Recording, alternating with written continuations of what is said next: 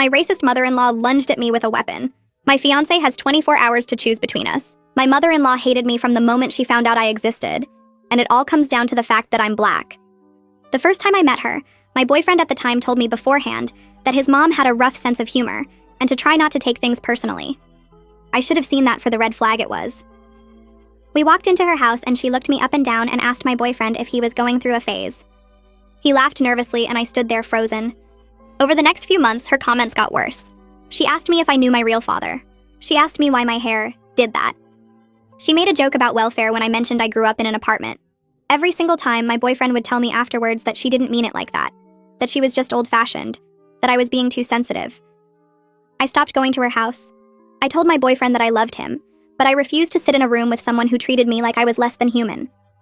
He seemed to understand, and for a while things were better. He visited his mom alone, I stayed home, and we were happy. He proposed a year later, and I said yes. That's when the argument started. He wanted his mother at the wedding. I told him absolutely not. He said she was his only living parent and he couldn't imagine getting married without her there. I told him I couldn't imagine getting married with her there, making comments about how our future kids would turn out. We went back and forth for weeks. Then one day I got a text from her. She thanked me for finally coming around and said she couldn't wait to celebrate her baby's big day. I had no idea what she was talking about until I checked the wedding website and saw she had been added to the guest list. My boyfriend had done it behind my back. When he got home, I didn't yell. I told him calmly that we were going to drive to his mother's house and have a conversation. All three of us, because clearly something needed to be resolved before this wedding happened. He agreed. We drove over and she greeted us at the door with a smile like nothing had ever happened between us. We sat in her living room and I tried to explain how her words had affected me over the years. I told her that I wasn't asking for an apology for the past. I just needed to know that she could treat me with basic respect going forward. She told me I was being dramatic. She said she didn't have a racist bone in her body, and that I was looking for reasons to be offended. My boyfriend sat there and said nothing. I told her that if that was her attitude, then she would not be at the wedding. She laughed and looked at my boyfriend, expecting him to override me. He stayed quiet. Her face changed. She stood up and told me I had no right to keep her from her son's wedding. I stood up too and told her I had every right to decide who was welcome at my own ceremony. She took a step toward me and called me a word I won't repeat here. I turned to leave. That's when she grabbed a glass vase off the side table and swung it at my head. I raised my arm to block it and it shattered against my forearm. I screamed. My boyfriend finally moved. He grabbed his mother and pulled her back, but she was thrashing and screaming that I had ruined her son's life. I ran out the front door with blood running down my arm and called the police from the driveway. When they arrived, she tried to tell them I had attacked her first.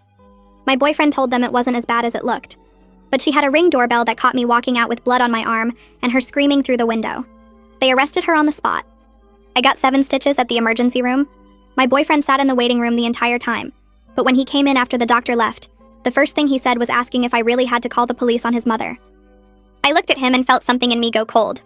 When we got back to our apartment, I told him I needed time to think. He asked what there was to think about.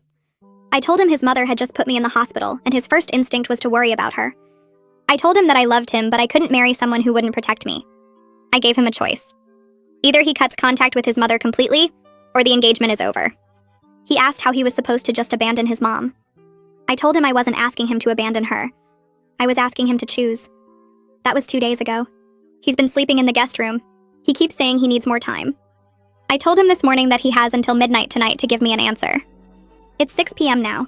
He's been on the phone with her for the last hour.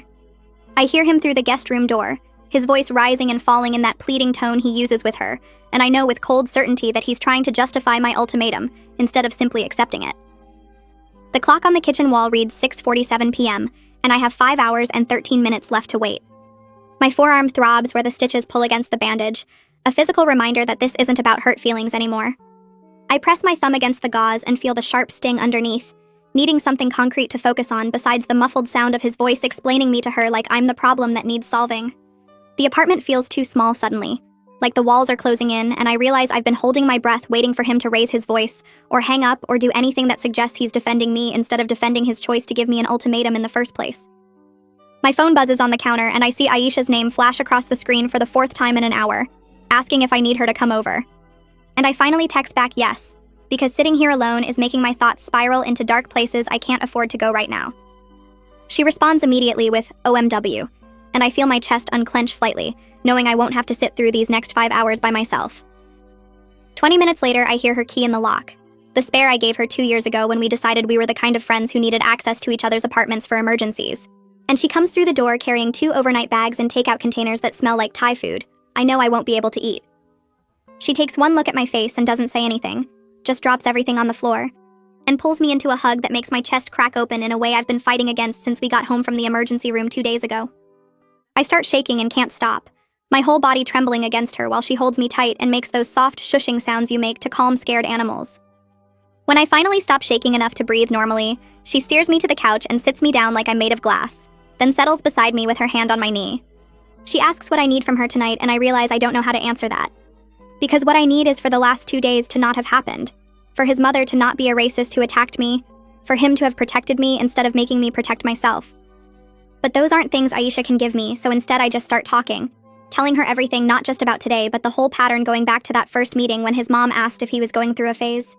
I tell her about every racist comment I minimized, every time he asked me to give his mother another chance, every moment I swallowed my hurt to keep the peace because I loved him and wanted his family to work. Aisha listens without interrupting, her face getting harder with each story I tell, and when I finally finish, she's quiet for a long moment before she says something that hits like cold water. He's been choosing her over you this whole time. You know that, right? I nod because I do know. I just haven't let myself say it out loud until now. Haven't let myself acknowledge that the pattern was there from the beginning, and I just kept hoping it would change. Saying it out loud makes it real in a way that hurts worse than the stitches in my arm, makes me face the fact that I've been accepting crumbs of protection and calling it love. The guest room door opens and I hear his footsteps in the hallway before I see him, and when he emerges, he looks exhausted, his hair sticking up in different directions, and his eyes red like he's been crying or rubbing them too hard. He stops short when he sees Aisha on the couch beside me, his eyes going to the overnight bags by the door, and something flickers across his face that looks like hurt, or maybe fear that I'm already preparing to leave. He asks if we can talk privately, and I tell him no. Whatever he needs to say can be said in front of Aisha, my voice coming out steadier than I feel. He stands there awkwardly shifting his weight from foot to foot, opening his mouth, and closing it like he's trying to find the right words, and I watch him struggle with a detachment that scares me a little, because I used to care so much about making him comfortable. Finally, he says his mother wants to apologize to me directly, and thinks if we just talk this through, we can work it out as a family. And the words are so absurd, given that his mother put me in the hospital 2 days ago, that I actually laugh. It comes out sharp and bitter, a sound I don't recognize as my own, and he flinches like I've hit him. Aisha asks him if he's genuinely serious right now, her voice flat and dangerous in a way I've only heard a few times before, and he has the decency to look ashamed, his eyes dropping to the floor. I tell him I don't want to hear what his mother wants. I want to know what he's decided about my ultimatum, and he says he needs more time to figure out how to handle this situation. I remind him that the situation is simple. He cuts contact with her completely, or we're done. There's no handling or figuring out required, just a choice. He argues that I'm asking him to abandon his only living parent, and I feel anger flash hot in my chest, cutting through the numbness I've been wrapped in. I tell him no. I'm asking him to protect his partner from someone who tried to hurt me, and there's a difference between abandoning someone and refusing to enable their racism and violence. Aisha stands up and tells him he should go back to the guest room, because this conversation is going nowhere, and I don't need the stress right now, and he looks at me hoping I'll contradict her, hoping I'll ask him to stay and talk this through. But I just turn away and stare at the wall, at the small nail hole where we used to have a picture of us hanging before I took it down yesterday, and I listen to his footsteps retreat and the door close again. The clock reads 7:23 p.m., and I feel like I'm watching my life end in slow motion, like I'm standing outside myself observing the death of the future I thought I was building. My phone rings and I see my sister Tiana's name flash across the screen, somehow sensing I need her even though I haven't told her what happened yet, because I couldn't find the words to make it real. I answer and immediately start crying, the whole story spilling out between sobs while Aisha rubs circles on my back, and Tiana listens to everything without interrupting until I finish. Then she tells me she's booking a flight for tomorrow morning because I shouldn't go through this alone. And I feel grateful and heartbroken that my family has to rally around me like this, that his failure to protect me means mine have to step in. Tiana asks practical questions about the apartment lease and wedding deposits, things I haven't let myself think about because they make this too real, force me to consider the logistics of untangling a life we built together. I tell her we're both on the lease with 4 months remaining.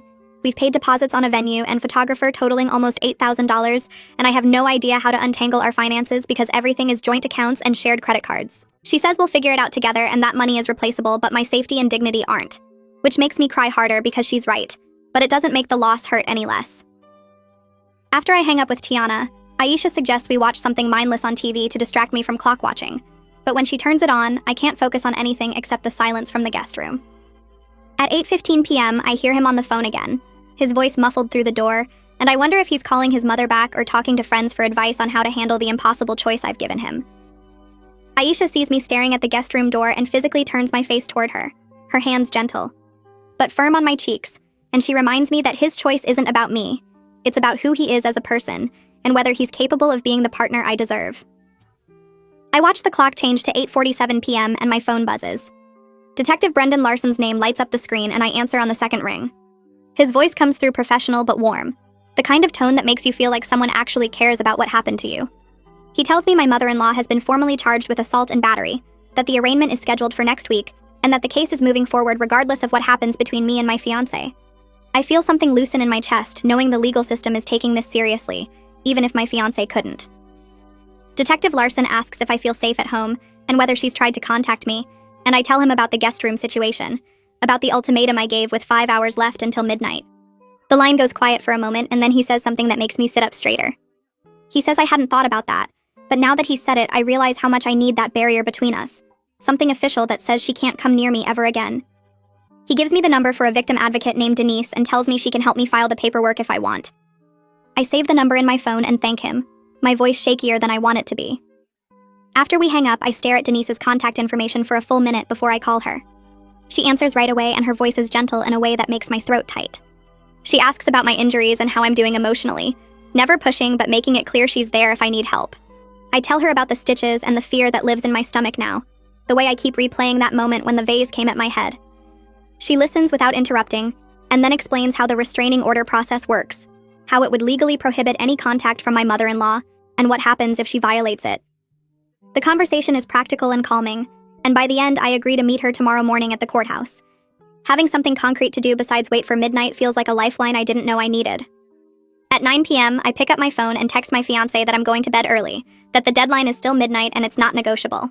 My finger hovers over the send button for 3 seconds before I press it. His response comes back in under a minute asking if we can please talk face-to-face before the deadline. I read his message twice and feel anger flash through me because we've been talking for 2 days and he still hasn't made a choice. I type back that I've said everything I need to say, and the choice is entirely his now. Then I turn my phone face down on the nightstand. Aisha appears in the doorway and asks if I need help getting ready for bed even though we both know I won't sleep tonight. I nod anyway because the routine of it feels normal, and I need normal right now. She helps me change into pajamas and brings me water and makes sure my phone charger is plugged in, all these small acts of care that make me want to cry.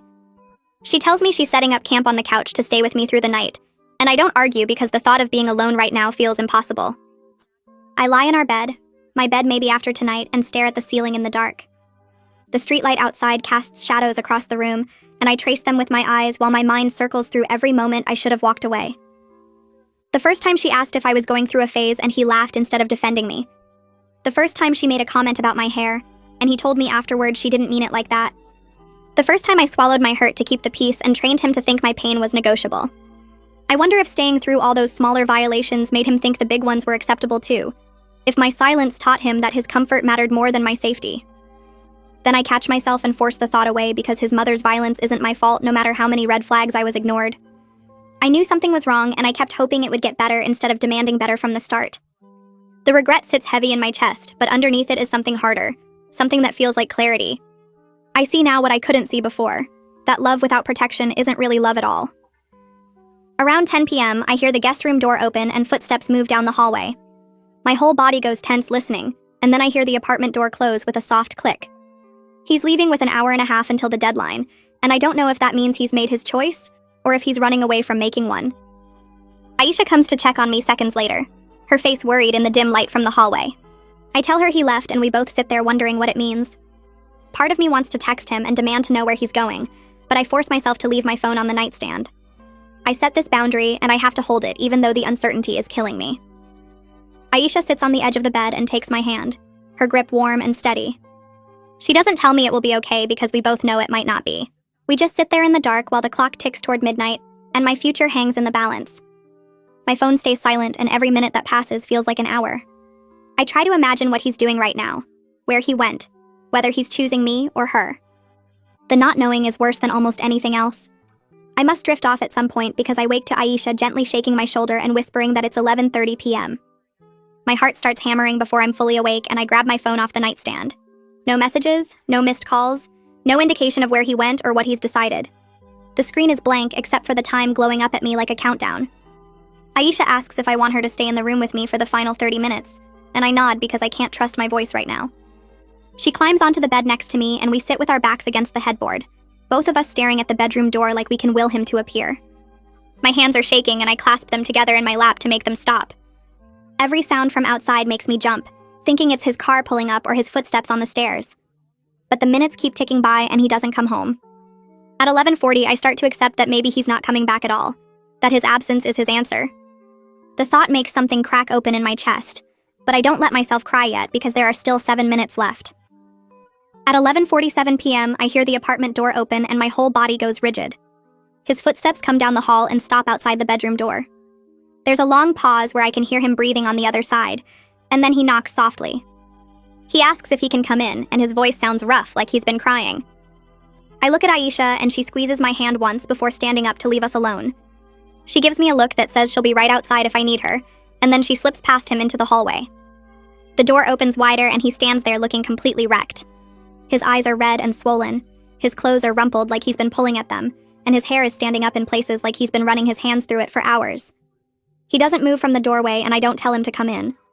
We just look at each other across the room while the clock on my nightstand changes to 11:48. He finally steps inside and closes the door behind him, then sits on the edge of the bed about 3 feet away from me. His hands are shaking as he runs them over his face, and when he starts talking, his voice breaks on the first word. He tells me he drove to his mother's house to tell her in person that he's cutting contact, that what she did was unforgivable, and he can't have a relationship with someone who hurt me. He describes her reaction, and I watch his face crumple as he talks. She cried and begged him not to do this, called me manipulative, and accused me of tearing their family apart. She threatened to disown him and told him he was choosing wrong. He says he told her that if she can't respect the woman he loves, then she's already lost him, and then he walked out while she was sobbing in her living room. The words should make me feel something, but instead I just feel numb.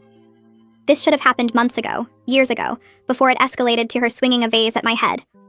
I tell him that cutting contact with her is the bare minimum, not some big gesture he deserves credit for. My voice comes out flat and cold, and I watch him flinch.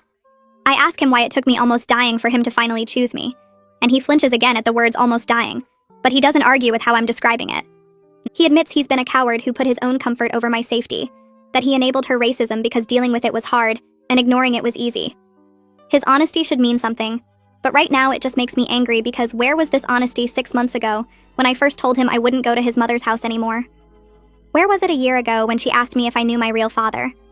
Where was it 2 days ago when his first response to me bleeding was to ask if I really had to call the police? He says he understands if cutting contact isn't enough, that he knows he enabled her and failed to protect me in every way that mattered. His hands won't stop shaking, and he clasps them together like I did earlier. He tells me he's already been researching therapists who work with couples on racial issues and family problems, that he's willing to do whatever work is necessary to become the partner I deserve. I ask him why I should believe this time is different from all the other times he promised to set boundaries with her. He opens his mouth and closes it again, and I watch him struggle to find an answer. Finally, he says the only thing he can say, that almost losing me showed him what he was really choosing every time he made excuses for her. That seeing me run out of that house with blood on my arm made everything clear in a way nothing else could. It's not a good enough answer, but maybe there isn't a good enough answer for what he let happen. I watch the clock change to 12:01, and neither of us moves or speaks for what feels like forever. My hands are still clasped in my lap, and his are still shaking even though he's trying to hide it by pressing them against his knees. I tell him that cutting contact with his mother is only the starting point, not the finish line. If I'm going to even consider staying in this relationship, there are rules that aren't up for discussion.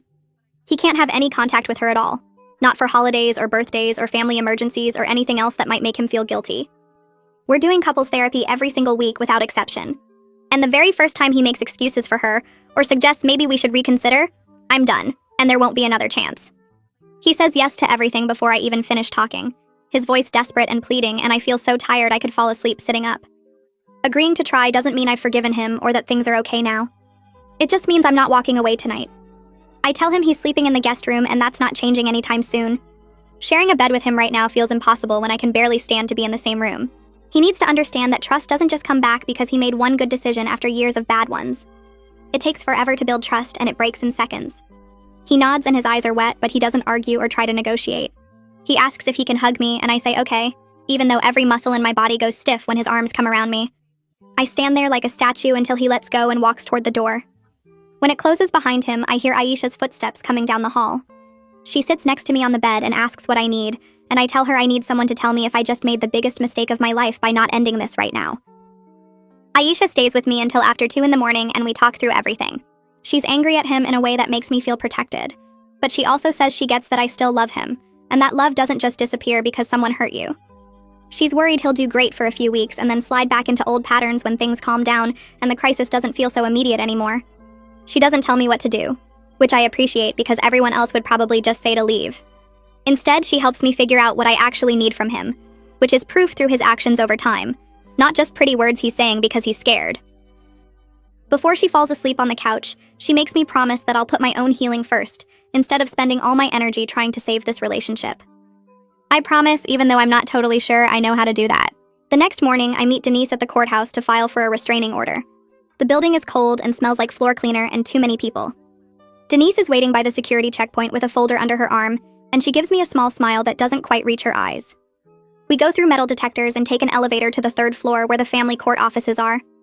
She walks me to a window where a tired-looking woman behind plexiglass slides papers through a slot. Denise explains what we're doing, and the woman nods like she's heard this story 1,000 times before. I have to fill out forms describing what happened, and it makes everything feel real in a different way than it did before. I pull up the photos of my stitches on my phone, and the woman behind the plexiglass looks at them without expression, before making copies. I give her the police report number that Detective Larson sent me. Denise asks me to describe the racist comments that happened before the attack, and I go through all of them, the ones about my father and my hair and welfare and going through a phase. My voice stays steady, even though my hands are shaking. The woman types everything into her computer with 2 fingers. Denise explains that the restraining order will make it illegal for his mother to contact me in any way or come within 500 feet of me. If she violates it, she'll be arrested immediately. The whole process takes almost 2 hours, and by the end I feel wrung out like a towel that's been twisted too hard. My phone buzzes while we're walking back to the elevator. It's my fiancé asking if I want him to come down here for support. I text back that I don't need him here because this is about my safety, not about us trying to fix things. Denise glances at my phone and asks if I feel safe at home. I explain the situation, how he chose me at midnight but I still don't trust him, how he's sleeping in the guest room and we're going to try therapy, but I'm not sure if trying is the same as believing it will work. She listens without interrupting and then hands me a printed list of support groups for people dealing with racist family situations. She tells me that choosing to try rebuilding doesn't lock me into anything. I can change my mind tomorrow or next week or next month if it stops feeling right. That makes me feel less trapped, which is weird because I thought commitment was supposed to feel solid, not like a door I'm keeping cracked open.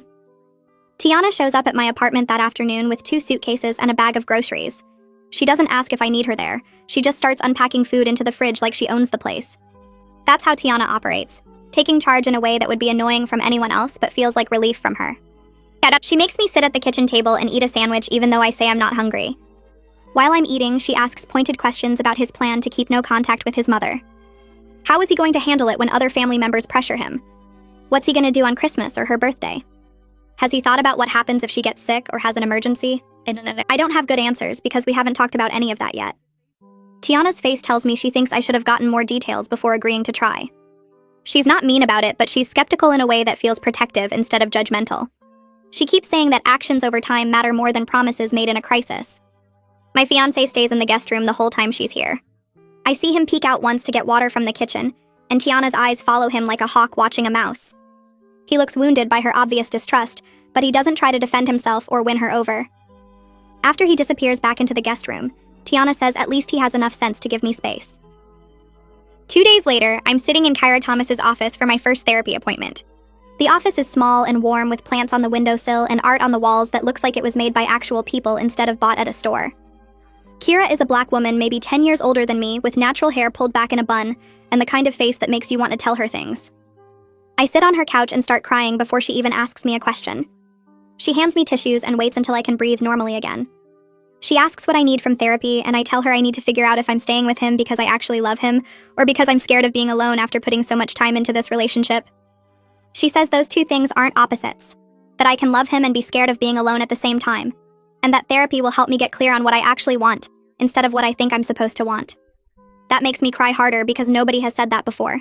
That it's okay to want something even if it's not the brave choice everyone expects me to make. Kira sees me 3 more times before my first couples session with my fiance. She says she wants to work with me individually first, so I have my own foundation and boundaries before we start dealing with him. She teaches me words for things I've been feeling but didn't know how to name. Racial battle fatigue. The invisible labor of explaining racism to white partners. The toll it takes to constantly translate your pain into language someone else can understand. She asks me to describe every time I had to manage his discomfort with his mother's racism, and I realize it was almost every interaction we had about her. I spent so much energy making him feel okay about the racist things she said that I barely had any left for my own feelings. Kira writes notes while I talk, and sometimes she stops me to point out patterns I haven't noticed. Like how I would minimize what his mother said right after it happened, telling myself it wasn't that bad, and then later I'd feel angry but I wouldn't know why. Or how I started avoiding family events not because I didn't want to see him, but because I couldn't face another round of managing everyone's comfort, except my own. Detective Larson calls while I'm making dinner one night. Tiana is still staying with me, and she sees his name on my phone screen and mouths that she'll give me privacy. I answer, and he tells me that my mother-in-law's lawyer is trying to work out a plea deal. They want to avoid jail time by having her do anger management classes and probation instead.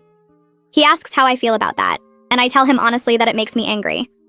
I want her to face real consequences, not just some classes she'll sit through while resenting me the whole time. He says he understands and that the prosecutor will take my wishes into account. But he also explains that assault cases often end with probation for first-time offenders, especially when the person has a lawyer arguing about their age and emotional state. That makes me even angrier because the system is basically set up to protect people like her. She attacked me with a weapon, and the default is to let her off easy because she's old, and it was her first time getting caught. Detective Larson's voice is kind but firm when he tells me that sometimes the legal system doesn't give us the justice we want, just the justice it's capable of providing. A few days later, I get a call from Prosecutor Felicia Knowles. She introduces herself and says she wanted to talk to me directly about the case instead of just communicating through Detective Larson. Her voice is professional but warm, like a teacher who actually cares if you learn the material. She explains that while she would love to push for jail time, the reality is complicated. My mother-in-law is a first-time offender with no criminal record. Her lawyer is already building a defense about her emotional state and her age, and how she was provoked by me trying to exclude her from her son's wedding. Felicia says that last part carefully, making it clear she doesn't believe that defense but that a jury might. She asks if I would be willing to testify at trial if the plea deal falls through. I say yes immediately because I want her to have to face me in court and see what her racism and violence actually cost. I want her to sit there and listen to me describe every racist comment she made, and then describe how it felt when that vase hit my arm. Felicia is quiet for a second, and then she says she's impressed by my resolve. She promises to fight for the strongest consequences possible, even if that ends up being less than what I deserve. Someone knocked on the apartment door, and I heard my fiancé get up from the guest room to answer it. The voice that came through was familiar but unexpected. Javier Castro, my fiancé's best friend since middle school, asked if they could talk. My fiancé led him to the guest room and closed the door, but our apartment has thin walls and I could hear their voices rising and falling from where I sat frozen on the couch. Aisha looked at me and mouthed, asking if I was okay. I nodded, even though I wasn't sure. The conversation went on for over an hour, sometimes quiet and sometimes loud enough that I caught phrases like, "You let this happen," and "she could have died," and "what kind of man?" I tried not to listen, but I couldn't help it.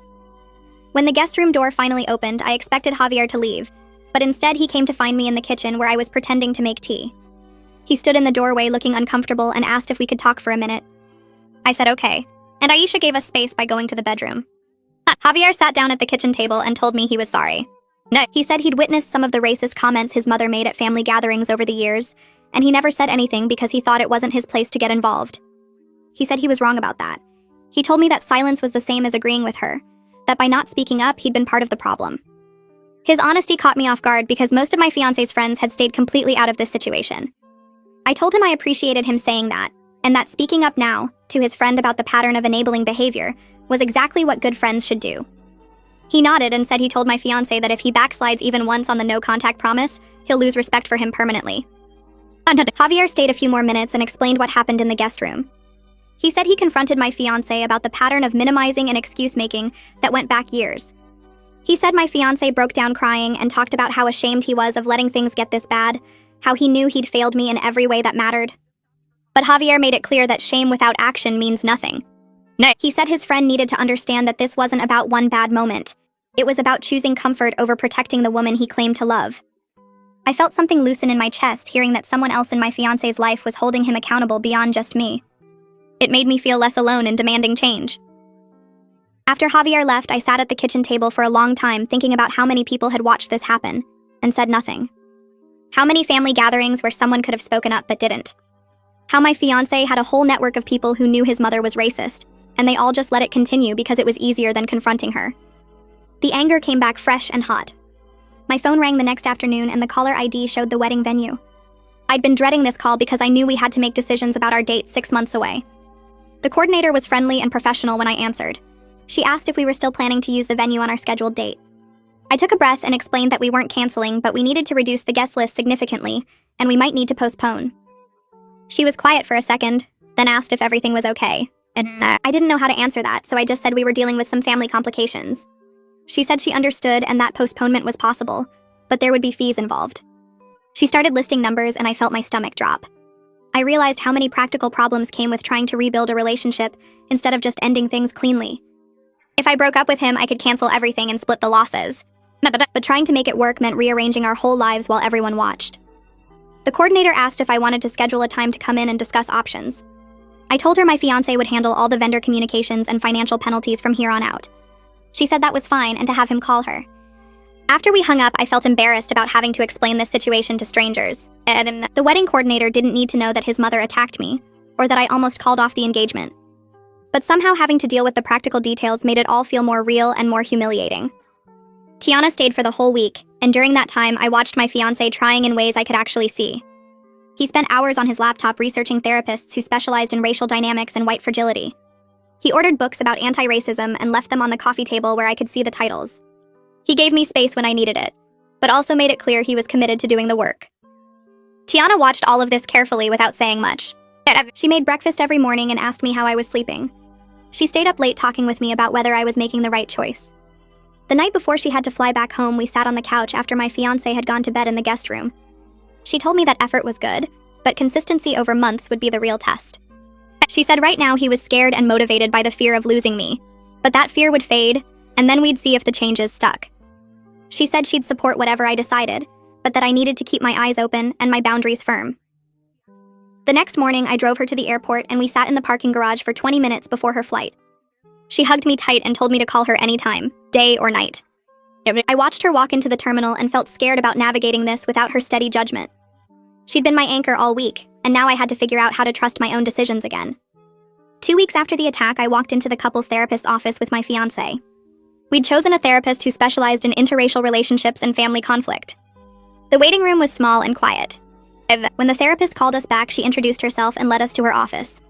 She had us sit on opposite ends of a couch, which felt symbolic. She asked us each to describe what we wanted from counseling.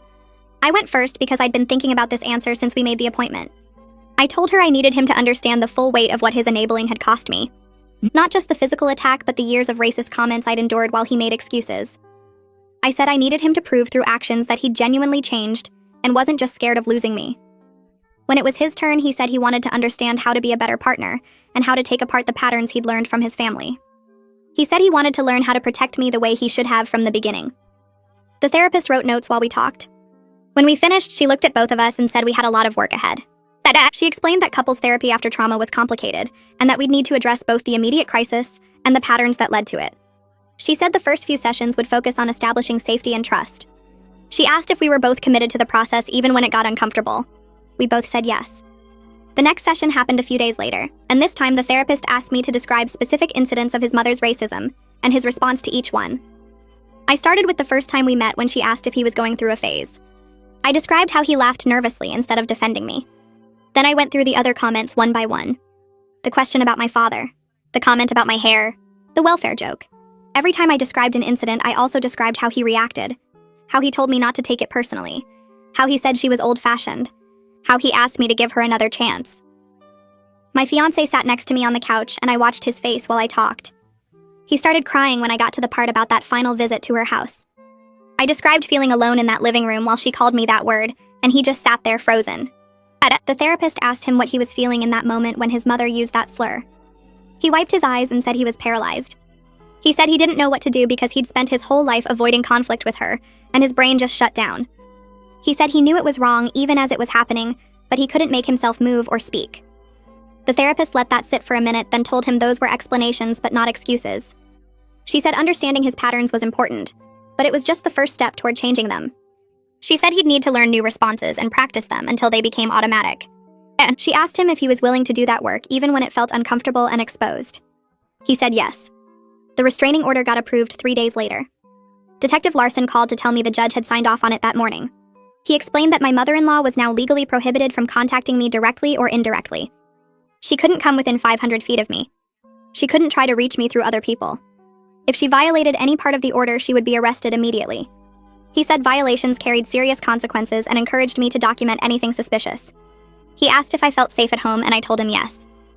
After we hung up, I looked at the legal paperwork he'd emailed over. Seeing it all written out in official language made it feel more real. There was legal protection now between me and the woman who'd attacked me. But I also knew that a piece of paper couldn't actually stop someone who was determined to hurt me. It was a barrier, but not a guarantee. Still, having it felt better than not having it. I forwarded the restraining order to my fiancé so he'd know the terms too. He needed to understand that any contact with his mother, even indirect contact, could put me at risk of her finding ways to get to me. 3 weeks after the attack, Felicia called me. She said my mother-in-law's lawyer had contacted the prosecutor's office with a revised plea offer. The new terms included 6 months in jail, 2 years of probation, required anger management classes, required racial bias training, and payment for all my medical bills. Felicia asked how I felt about those terms. I told her honestly that it wasn't enough. 6 months felt like nothing for trying to bash my head in with a vase. She was quiet for a second, then explained the reality of the situation. She said taking this to trial meant risking that my mother-in-law would get off completely if the jury felt sympathetic toward her. Her lawyer was already building a defense about her emotional state and her age, and how she felt provoked by me trying to exclude her from the wedding. Felicia said she didn't believe any of that, but a jury might. She said we had to weigh a guaranteed consequence against the possibility of no consequence at all. I felt angry about the whole thing. The system was basically set up to protect people like her. She'd attacked me with a weapon, and the default was to give her a light sentence because she was old, and it was her first time getting caught. But Felicia was right that some consequence was better than none. I told her I'd agree to the plea deal even though it felt like the system had failed me. She thanked me and said she'd push for the judge to stick to the full 6 months without early release. My fiancé found out about the plea deal because Felicia copied him on some of the paperwork.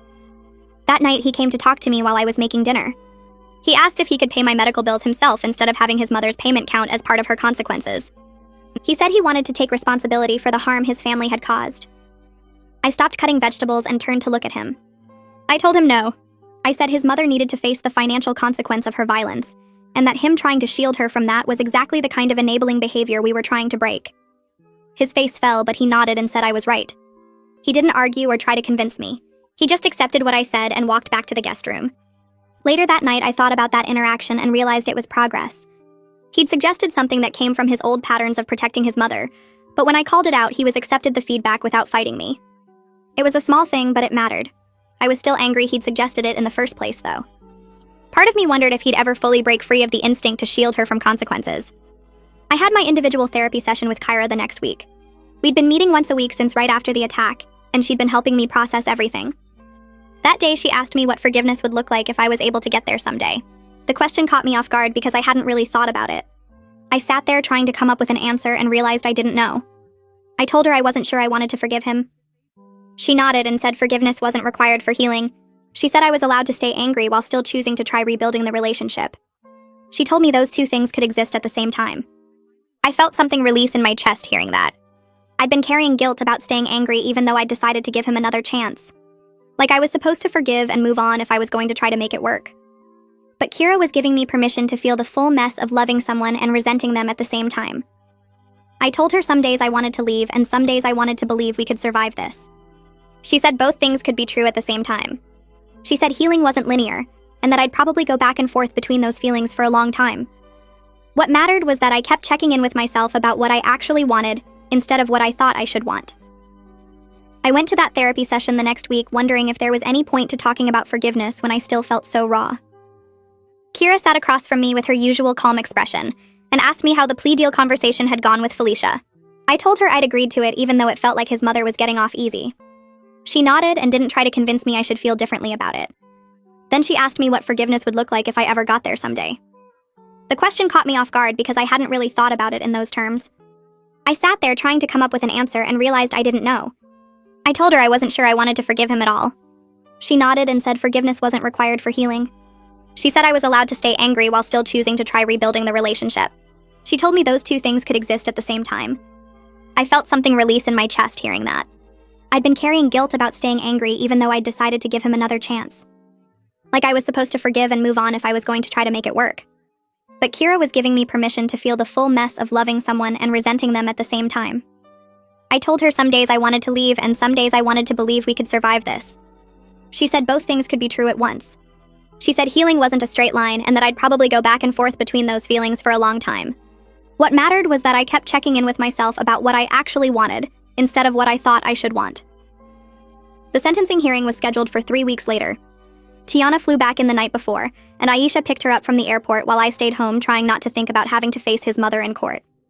When they got to my apartment, Tiana hugged me for a long time without saying anything.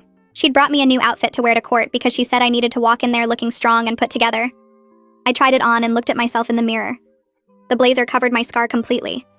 Tiana stood behind me and adjusted the collar. She told me I looked powerful, and that his mother would have to sit there and see exactly who she'd tried to break. I slept terribly that night. Every time I closed my eyes, I saw that vase coming at my head. I kept waking up with my heart racing and my arm throbbing even though the stitches were long gone. Aisha had crashed on the couch again and around 3 a.m. She came into my room and climbed into bed next to me without asking. She just held my hand in the dark until I finally fell asleep. The courthouse was downtown in one of those old buildings with marble floors and high ceilings that made every sound echo. We got there early and Felicia met us in the hallway outside the courtroom. She was wearing a sharp gray suit and carrying a thick folder of paperwork. She asked me how I was holding up and I told her honestly that I felt sick. She said that was normal and that I didn't have to look at his mother during the hearing if I didn't want to. But I told her no. I wanted to look right at her when I read my statement. I wanted her to see my face and know that I wasn't afraid anymore. Felicia smiled slightly and said that was exactly the right attitude. She explained what would happen during the hearing. The judge would review the plea agreement, ask his mother some questions, and then give me a chance to read my victim impact statement before announcing the sentence. She said his mother's lawyer would probably try to paint her as a confused old woman who made a mistake, but the evidence was too strong for that narrative to work. The Ring doorbell footage and the police report made it clear what had actually happened. We walked into the courtroom and I saw his mother sitting at the defense table with her lawyer. She was wearing a pale blue cardigan and had her hair done nicely like she was going to church. She looked small and harmless sitting there. Nothing like the woman who'd swung that vase at my head. My fiancé was sitting in the back row by himself. He'd asked if he could come for support, and I told him he could be there but not sit with us. I didn't want his mother to see us together and think we were some united front. Tiana sat on one side of me and Aisha on the other. I could feel both of them radiating protective energy. The judge came in and everyone stood up. She was a black woman probably in her 50s with glasses and a no-nonsense expression. Something about seeing her made me feel slightly safer. She reviewed the plea agreement out loud and asked his mother if she understood the terms. His mother said yes in this small, quiet voice that made her sound like a victim. The judge asked if she understood she was pleading guilty to assault and battery. His mother hesitated and her lawyer whispered something to her. Then she said yes again. The judge looked at Felicia and asked if the prosecution wanted to add anything before victim impact statements. Felicia stood up and gave a summary of the case. She described the months of racist harassment leading up to the attack. She talked about the vase shattering against my arm and the 7 stitches I'd needed. She mentioned the Ring doorbell footage that showed me leaving with blood running down my arm. She said this wasn't just a family dispute, but a violent hate crime motivated by racism. His mother's lawyer objected and said that was inflammatory language. The judge overruled him and told Felicia to continue. Felicia finished by saying that 6 months in jail was actually lenient given the severity of the attack and the clear evidence of premeditation. Then she sat down and the judge looked at me. She asked if I had a victim impact statement I wanted to read. I stood up and my hands were shaking so hard the paper rattled. Tiana reached over and squeezed my arm once before letting go. I walked to the front of the courtroom and stood at the podium facing the judge. I could feel his mother's eyes on me, but I didn't look at her yet. I started reading my statement. I'd written it over the course of several days with Kira's help. It described every racist comment his mother had made from the first time I met her. It talked about how her son had enabled her behavior by making excuses and telling me I was too sensitive. It explained how I'd tried to set boundaries by refusing to visit her house anymore, but she'd still found ways to make me feel unwelcome in the family. Then it described that night in her living room when she'd called me that word and attacked me with the vase. I talked about the physical scar on my arm that would never fully fade. I talked about the panic attacks I'd started having. I talked about how I couldn't feel safe in my own relationship anymore because the person who was supposed to protect me had failed so completely. My voice stayed steady through most of it, but cracked near the end when I talked about how her racism had tried to destroy not just me, but any chance of a healthy future for her son. When I finished, I finally looked directly at his mother. She was staring at the table in front of her with her jaw clenched tight.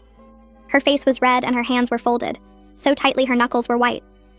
I watched her for a long moment, waiting to see any sign of remorse or understanding. She looked up and met my eyes, and what I saw there was pure resentment. Not guilt or shame or regret.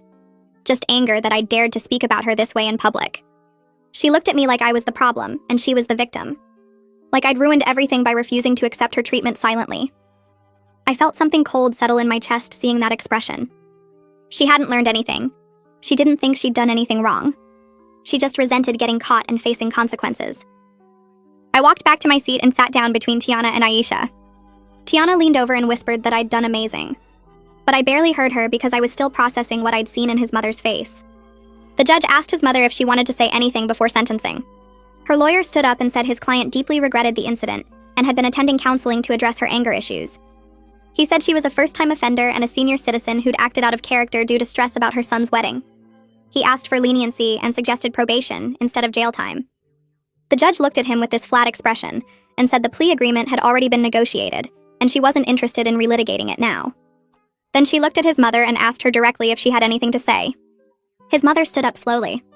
She looked at the judge and said she was sorry for what happened, but she said it in this flat tone like she was reading from a script.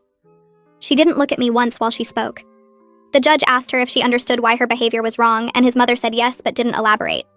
The judge waited like she was expecting more, but his mother just stood there silently. Finally, the judge said she'd reviewed all the evidence, including the victim impact statement and the Ring doorbell footage. She said this was clearly a premeditated attack motivated by racial animus. She said she was accepting the plea agreement and sentencing his mother to 6 months in county jail, followed by 2 years probation. She said his mother would also be required to complete anger management classes and racial bias training. She said the restraining order would remain in effect, and any violation would result in immediate arrest. Then she told the bailiff to take his mother into custody. I watched as the bailiff walked over and his mother stood up looking shocked like she hadn't actually believed this would happen. The bailiff put handcuffs on her wrists and his mother's face crumpled. She looked back at her lawyer like he could fix this somehow. Then she looked past me to where my fiancé was sitting in the back row. She called out his name in this desperate voice. I heard him make a sound behind me, but he didn't respond to her. The bailiff led her toward a side door and she kept looking back over her shoulder at my fiancé. Right before she went through the door, she looked at me one more time. The resentment was still there, mixed with something that looked like hate. Then she was gone and the door closed behind her. The judge stood up and left through her chambers. Felicia came over and asked if I was okay. I told her I was fine, but I felt numb. She said that was a normal response and that the sentencing had gone exactly as planned.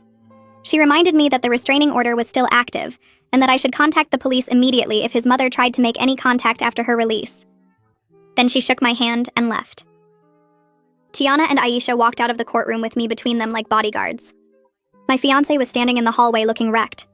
His eyes were red and he was leaning against the wall like he needed the support to stay upright. He started to walk toward me, but Aisha stepped forward and shook her head. He stopped and just stood there watching us leave. We got outside and the sunlight felt too bright after being in that dim courtroom. I stood on the courthouse steps trying to process what had just happened. I'd watched his mother get taken away in handcuffs.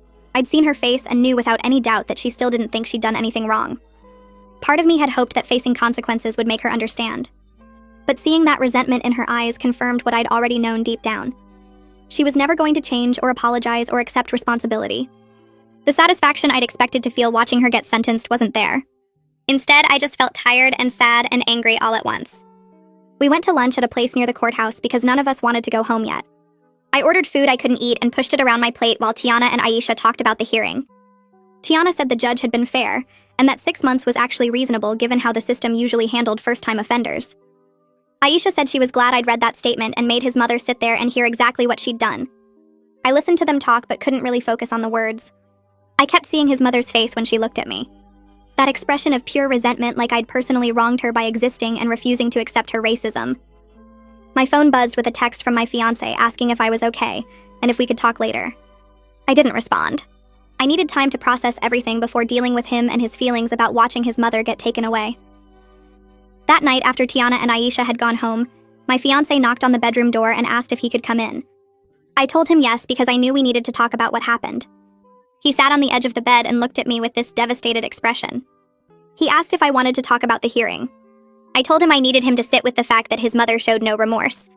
I said she still thinks I'm the problem, and that nothing about today changed her mind. He nodded and said he knew. He said watching her refuse to take responsibility made him see her clearly for the first time. His voice broke when he said it. I asked him why it took this long. I asked him why he couldn't see who she really was, until after she'd put me in the hospital and gotten sentenced to jail. He didn't have a good answer. He just kept saying he was raised to excuse her behavior, and that unlearning that was harder than he expected. He said his whole childhood he'd been taught to ignore her comments and smooth things over. He said he'd internalized the idea that keeping the peace was more important than calling out wrong behavior. I listened to him explain, but it didn't make me less angry. Understanding why he'd enabled her didn't erase the damage that enabling had caused. 4 weeks passed after the sentencing. We fell into a routine of therapy twice a week and careful distance the rest of the time. He stayed in the guest room and gave me space. He didn't push for physical affection or try to act like things were normal. He just existed quietly in the apartment doing his own therapy homework and reading books about racism that Kira had recommended. I watched him trying, and part of me wanted to acknowledge the effort. But another part of me was still so angry that it had taken his mother going to jail for him to finally do this work. One night I was lying in bed unable to sleep, and I realized I was tired of sleeping alone. Not because I wanted physical intimacy, but because the bed felt too empty, and I was exhausted from being hypervigilant all the time.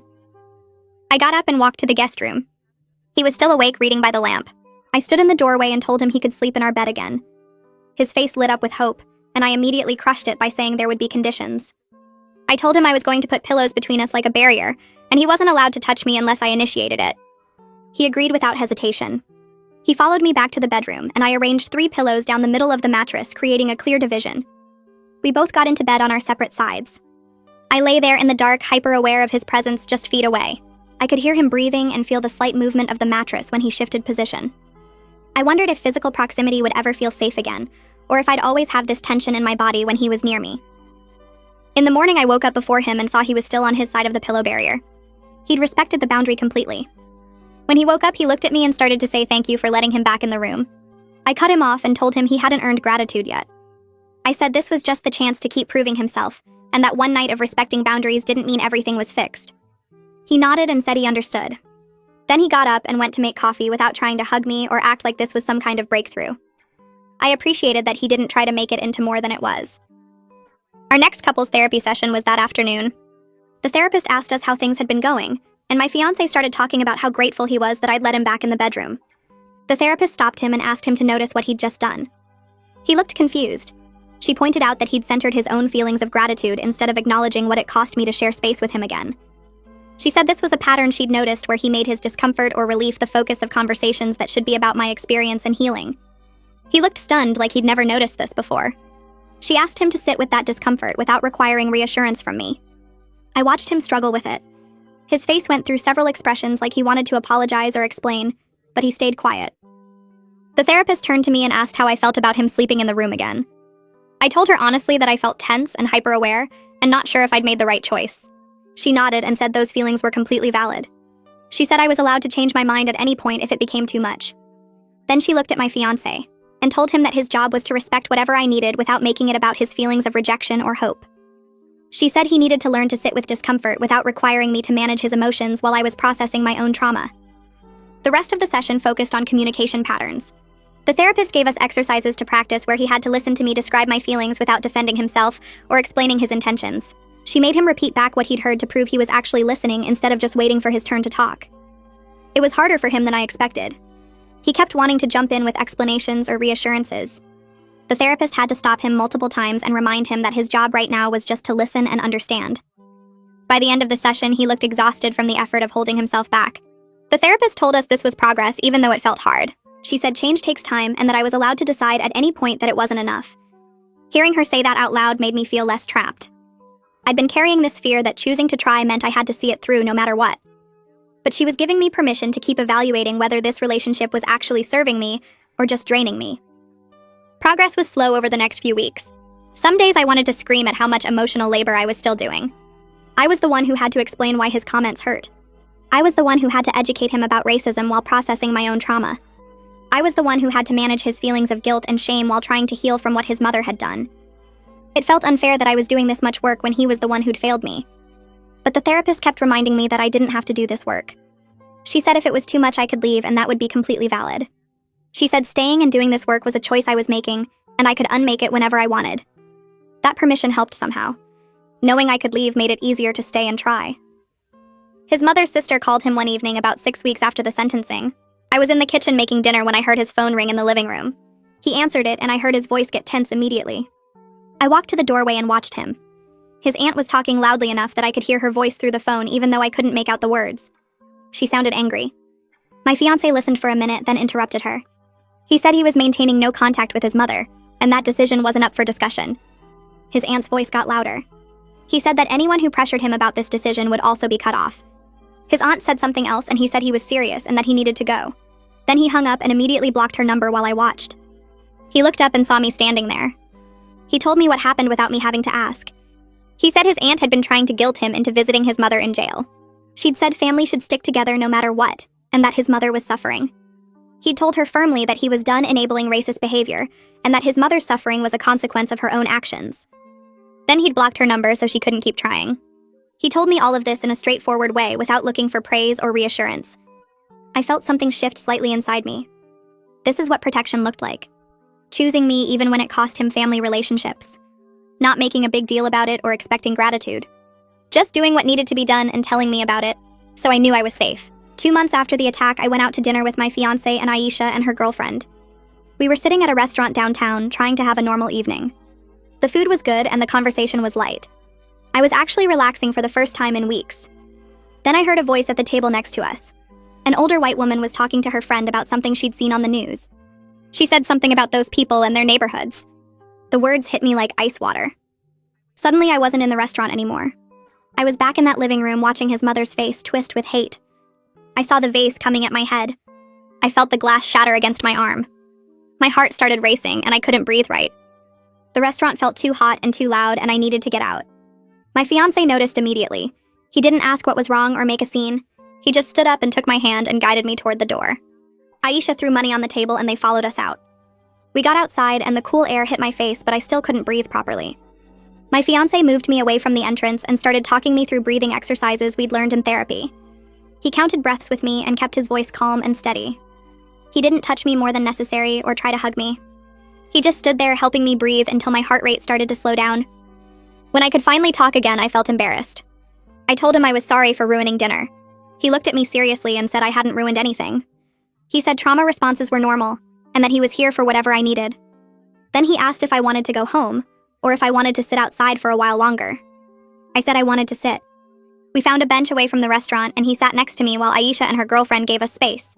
After about 20 minutes, I felt stable enough to go back to the car. My fiancé drove us home and didn't make it about his guilt or his need to fix me. He just existed next to me quietly until I was ready to talk about what had happened. Kira introduced me to a support group the following week. She said it was specifically for Black women dealing with racism from white partners' families. I was nervous about going because I'd never done group therapy before. But when I walked into the room and saw the other women sitting in a circle, I felt something loosen in my chest. These women knew. They'd lived versions of my story. I didn't have to explain why a comment about my hair was racist, or why being asked about my father was painful. They already understood. The facilitator asked if I wanted to share, and I told them about the vase and the stitches and the ultimatum and watching his mother get sentenced. The women listened without judgment. Some of them nodded like they recognized parts of my story in their own experiences. After I finished, one woman talked about her mother-in-law who'd said she didn't see color, and then asked if her grandchildren would have good hair. Another woman talked about her partner's family who claimed to love her, but voted for politicians who wanted to take away her rights. A third woman talked about leaving her marriage after 10 years because her husband kept asking her to give his racist father another chance. They shared strategies for setting boundaries and processing racial trauma. They talked about deciding whether relationships were salvageable or if leaving was the healthier choice. I listened to women at different stages. Some were rebuilding like me. Some had recently separated and were grieving. Some were years past their crisis and could talk about it with distance and clarity. I realized there was no single right answer, just what each person could live with. Some of these women had chosen to stay and rebuild and were happy with that choice. Others had chosen to leave and felt free. Both paths were valid. Both required strength.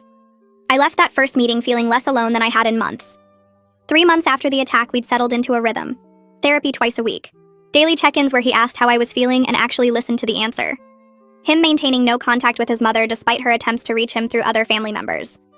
I'd see letters forwarded to our apartment, and he'd show them to me unopened before returning them with notes reiterating no contact. He was reading books by Black authors about racism and white privilege without me asking him to. Sometimes he'd share what he was learning, but in ways that showed genuine understanding, rather than performing wokeness for my approval. He'd say things like he was realizing how much he'd benefited from his mother's racism, because it meant he never had to confront her or set boundaries. Or he'd talk about recognizing his own patterns of centering his comfort over my safety. I was still angry and hurt. That hadn't gone away. But I could see him actually changing. Not just promising to change or talking about changing. Actually doing the work day after day without expecting praise or immediate forgiveness. My mother-in-law got released from jail after serving her full 6 months. I found out because a letter arrived at our apartment the day after her release. My fiancé came home from work and saw it on the counter where I'd left it. He picked it up and looked at the return address. Then he showed it to me and asked what I wanted him to do with it. I told him to return it unopened with a note reiterating no contact. He got a pen and paper right then while I watched. He wrote that he was maintaining no contact, and any further attempts to reach him would be reported as restraining order violations. Then he put the letter in a new envelope with his note and walked it down to the mailbox immediately. When he came back, I asked him if he was sad about it. He stopped and actually thought about the question instead of giving me the answer he thought I wanted to hear. He said yes, he was sad. His mother was the only parent he had left, and cutting contact hurt even though it was necessary. But he said his sadness didn't change what needed to happen. This was the first time he'd acknowledged his feelings without making them my problem to solve. He wasn't asking me to comfort him or reassure him or tell him it was okay to feel sad. He was just naming the feeling and sitting with it himself. I appreciated that more than I could explain. We were 4 months out from the attack when I realized something had shifted. I was getting ready for work one morning and my fiancé told me he was going to stop by the store after his shift. I believed him. I didn't feel the need to check his location or go through his phone later to make sure he hadn't secretly visited his mother. I just trusted that he was going to the store like he said. Later that week, I had a bad day at work and came home stressed. He asked if I wanted to talk about it, and I did. I told him what had happened, and he listened and offered support without making it about him. I let him hug me, and it felt okay. Not perfect or comfortable exactly, but okay. Small things like that kept happening. I'd accept his comfort when I had bad days. I'd believe him when he told me where he was going. I'd share space with him without feeling the need to maintain constant vigilance. The trust wasn't complete. Maybe it never would be. But it was growing in the space created by his consistent actions over months. In therapy that week, I told him I could see him trying and that it mattered. He started crying. Not dramatic sobs, but quiet tears that ran down his face while he tried to keep his composure. He said he'd keep trying for as long as it took. He said he knew he didn't deserve another chance, but he was grateful I was giving him one anyway. The therapist reminded him gently not to center his gratitude, and he nodded and wiped his face. Then he just sat there and let himself cry without asking me to make him feel better about it. A few weeks later, Felicia called to check in on me. Her voice on the phone had that professional warmth I'd come to recognize from prosecutors who actually cared about their cases beyond just winning. She asked how I was holding up and if I felt safe, the kind of questions that made me realize she saw me as a person, and not just a case number. I told her I was doing okay, that my fiancé and I were working through things in therapy, and that he'd maintained no contact with his mother. She made a sound like she was nodding on the other end of the line, then told me something that made my stomach drop. My mother-in-law had violated her probation by trying to contact my fiancé. She'd sent him another letter despite the restraining order and the explicit terms of her probation that prohibited any contact with either of us. Felicia said the violation had resulted in additional penalties, including extended probation and mandatory additional counseling sessions. I told her about the first letter he'd returned unopened and how he'd handled it exactly the way I needed him to. Felicia said his response was perfect, and that the fact his mother kept trying to reach him showed she hadn't learned anything from the consequences she'd already faced. She asked again if there had been any attempts to contact me directly, and I said no, just the attempts through him. Felicia told me to keep documenting everything and to call her immediately if anything changed. After we hung up, I sat with the phone in my hand feeling this strange mix of validation and exhaustion. The violation proved what I'd known all along, that his mother wasn't sorry and wouldn't change. But it also confirmed that my decision to require complete no contact wasn't an overreaction. She was still trying to manipulate her way back into his life, which meant she was still a threat. 5 months after the attack, we were sitting in couples therapy when something shifted in a way I hadn't expected. The therapist had been asking my fiancé about his feelings around the situation, and he started talking about being sorry for failing to protect me. We'd heard variations of this apology before, the same basic sentiment expressed different ways over months of sessions. But then he stopped mid-sentence and his face changed. He said he wasn't just sorry for failing to protect me. He said he was ashamed of the person he'd been who could witness racism happening right in front of him and choose his own comfort over doing what was right. The therapist leaned forward slightly and asked him what he was doing with that shame. He took a breath and told us he'd started volunteering with an organization that educated white people about racism and their role in dismantling it. He described going to workshops and facilitating conversations with other white people about bias and complicity, wanting to help others avoid making the same mistakes he'd made. I stared at him because this was the first I was hearing about any of this. He hadn't mentioned the volunteering or the workshops or any of it. The therapist asked him why he hadn't told me, and he said he didn't want it to seem like he was doing it for credit or to prove something to me. He said he was doing it because he needed to become a different person, not just act differently to keep me. I felt something crack open in my chest, this cautious hope that maybe the changes I was seeing weren't just surface level. The therapist asked me how I felt hearing this, and I told her it surprised me. I said it felt like evidence of actual internal change instead of just behavior modification designed to save the relationship. She nodded and asked if I trusted that the change was real, and I said I wasn't sure yet, but this was the first time I'd felt like it might be. The next session we talked about the wedding that was supposed to happen in 7 months.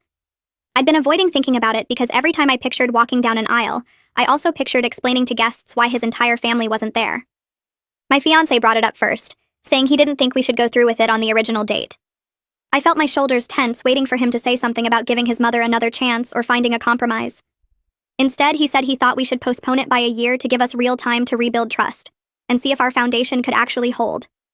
The relief that washed over me was so strong I almost started crying right there in the therapist's office. I told him I'd been feeling the same way but hadn't known how to bring it up. Planning a wedding while processing trauma felt impossible, and the pressure to perform happiness before I was ready had been crushing me.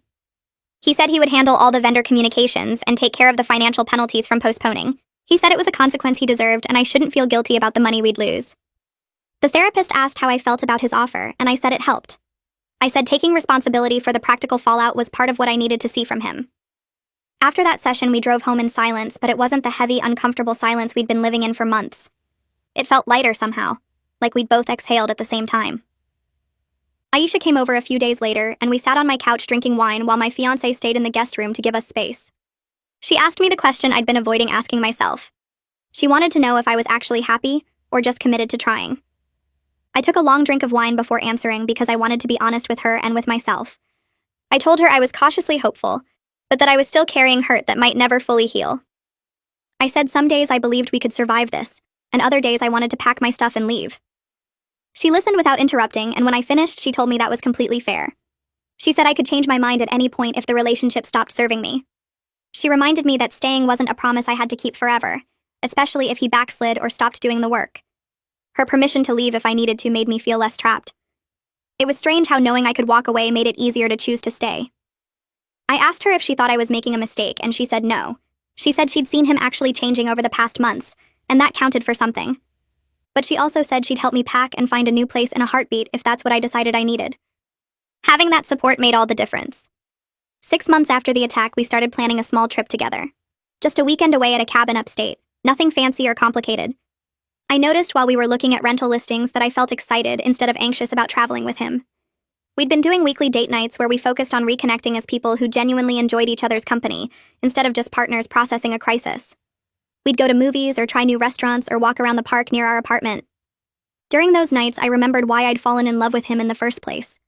The way he laughed at my jokes and asked about my day and held my hand while we walked. The love had never actually left, I realized. It had just gotten buried under layers of hurt and anger and broken trust. Now it was starting to surface again, and alongside it came grief for what we'd lost. We couldn't go back to the innocent version of us that existed before I knew he'd choose his mother over me. That version was gone forever.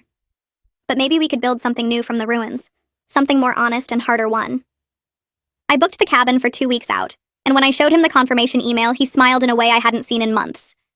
He looked genuinely happy instead of cautiously hopeful, and I felt my own smile matching his. In my next individual therapy session, Kira asked me what I'd learned about myself through everything that had happened. I sat with the question for a while before answering because I wanted to get it right.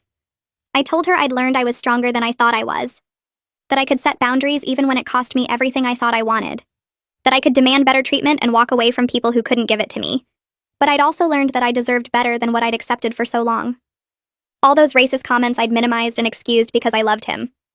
All the times I'd swallowed my hurt to keep the peace. I deserved a partner who would protect me without needing a crisis to motivate him. Kira asked if I thought my fiancé could consistently be that person, and I told her I thought so based on 6 months of evidence.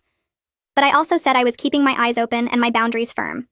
I wasn't going to slip back into accepting less than I deserved just because things were getting better. She smiled at me and said that was exactly the right approach. Hope tempered with self-protection. Trust that could be rebuilt, but never taken for granted again. A few weeks later, Detective Larson called with an update about my mother-in-law. She'd completed her anger management and racial bias training as part of her probation requirements. He told me the facilitators had reported that she was resistant and defensive throughout the entire program. She'd shown up and sat through the sessions because she had to, but she hadn't actually engaged with the material or shown any real willingness to examine her beliefs. The detective's voice was careful when he told me this, like he was trying to prepare me for disappointment.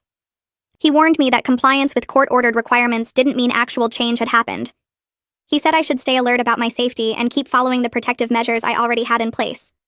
I thanked him for letting me know and told him about the restraining order and my fiancé's continued no contact with her. Detective Larson said those were exactly the right steps to take regardless of what happened with my relationship. He reminded me to call immediately if she tried to contact me or if I felt unsafe for any reason. After we hung up, I thought about what he'd said about compliance versus change. My mother-in-law had sat through hours of training about racism and anger management and come out the other side exactly the same person. She'd learned nothing except maybe how to hide her feelings better. The thought made me grateful all over again that my fiancé had cut contact completely instead of trying to maintain some kind of limited relationship. 7 months after the attack, my fiancé asked if he could talk to me about something important. We sat at the kitchen table and he pulled out an envelope. Inside was a letter he'd written, several pages long in his handwriting. He asked me to read it and then we could talk. The letter described everything he'd learned over the past months about racism and complicity and the ways he'd failed me. It talked about the work he was doing with the education organization and the books he'd been reading and the conversations he'd been having with other white people about their responsibility to do better. Then it asked if I would marry him. Not with grand romantic promises about forever or declarations that everything was perfect now. Instead, it asked if I would marry him with clear eyes about who he was now versus who he'd promised to be before. It acknowledged his failures and committed to ongoing work, rather than claiming he was fixed. I read the letter 3 times with tears running down my face. When I finally looked up at him, he was watching me with this expression of hope and fear mixed together. I told him yes, but that we were still waiting the full year before we resumed wedding planning. He agreed immediately without any hesitation or argument. He said he understood and that he'd wait as long as I needed. Then he asked if he could hug me, and I said yes, and let myself sink into his arms. Tiana flew in for a visit the following month. She'd been checking in regularly by phone, but she wanted to see us in person and ask her own questions. She spent time with both of us together and separately, and I could tell she was evaluating whether the changes were real. She asked my fiancé hard questions about his commitment to anti-racism work and what he would do if other family members pressured him about his mother. She wanted to know his specific plans and concrete actions, not vague promises about trying harder. His answers impressed me, even though I'd heard variations of them before. He described the workshops he was facilitating and the accountability group he'd joined with other white people working to dismantle their own racism. He talked about specific conversations he'd had with family members who'd tried to guilt him into reconciling with his mother and how he'd firmly shut down those attempts. He showed Tiana text messages where he'd set boundaries with relatives and blocked numbers when they wouldn't respect his decision. After she left, she called me from the airport. She said she was cautiously optimistic about our relationship. She reminded me that 7 months of good behavior didn't erase years of enabling, and that I should keep watching for any signs of backsliding. I told her I knew that. I said I was choosing to believe in the possibility of real change while still protecting myself. She told me she was proud of me and that she'd support whatever I decided. 8 months after the attack, I was getting ready for work one morning when I realized something. I'd gone an entire week without thinking about that night. Without replaying the moment she swung the vase or the feeling of glass shattering against my arm or the look on my fiancé's face when he asked if I really had to call the police. A whole week had passed where the trauma wasn't the first thing I thought about when I woke up, or the last thing on my mind before sleep. It felt like progress even though I knew the memory would never fully leave me. My arm still had a scar from the stitches, a thin raised line that would probably be there forever. A permanent reminder of what racism and enabling could cost. In therapy later that week, Kira asked how I felt about the scar. I looked down at my arm and traced the line with my finger. I told her it was proof I'd survived. Proof that I'd set boundaries even when it meant risking everything I thought I wanted. Proof that I was rebuilding my life on my own terms instead of accepting whatever crumbs someone else was willing to give me. She asked if I ever regretted calling the police that night, and I said no, not even once. That decision had set everything else in motion. Without it, I might still be making excuses and minimizing harm and pretending things would get better on their own. The scar was ugly, but it was honest, and I was learning to value honesty over comfort. We're getting close to 9 months since that night when my fiancé comes into the kitchen while I'm making coffee and tells me his mother's probation officer called him. She wants permission to attend a family funeral where he'll be there. I freeze with the coffee pot in my hand and wait for him to tell me he's thinking about it, that it's been long enough, that maybe we can try supervised contact. Instead, he says the request was denied because of the restraining order, and he wouldn't have gone anyway if they'd allowed her to be there. He says it without me having to ask, without me having to remind him of our boundaries, and I realize this is what real change looks like. Not grand gestures or crisis promises, but choosing my safety over family pressure when I'm not even in the room to witness it. I set down the coffee pot and look at him and feel grateful and sad at the same time. Grateful that he's finally the person I needed him to be. Sad that it took me getting hurt for him to get here. He asks if I'm okay, and I tell him yes, that I appreciate him telling me about it and handling it the way he did.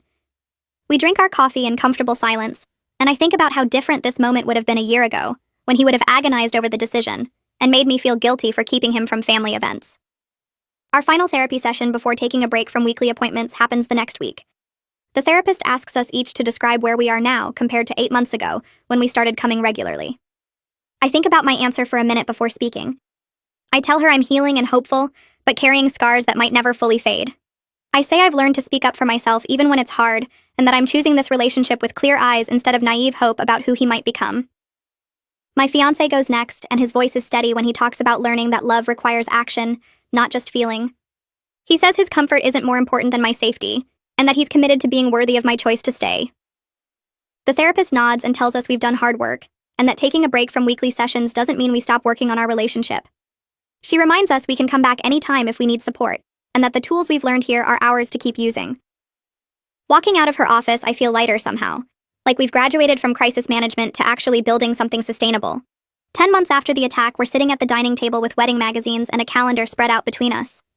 We're planning a small ceremony for 2 months away with immediate family only. His mother's absence will be obvious to everyone, but we're not hiding it or making excuses. I'm sketching out ideas for my dress with long sleeves that will cover the scar on my forearm. Not because I'm ashamed of it, but because I want our wedding day to be about our future instead of our past. My fiancé looks up from the guest list he's working on and asks if I'm truly happy about getting married. The question catches me off guard because I thought my answer was obvious. I put down my pencil and tell him yes, that I wouldn't be doing this if I didn't believe we'd built something real from the ruins of what almost destroyed us. I tell him I'm not pretending the hard parts didn't happen, but I'm choosing to believe in what we've created together through all the therapy and boundary setting and difficult conversations. He reaches across the table and takes my hand, and I let him, and we sit there for a minute just looking at each other before going back to planning. The night before our wedding, I'm at Aisha's place with her and Tiana, who flew in yesterday. We're drinking wine and talking about everything that's happened since that terrible night when his mother swung a vase at my head. Aisha brings up how I handled the whole situation, and Tiana agrees, saying they're both proud of the boundaries I set, and the work I demanded, and the healing I made a priority.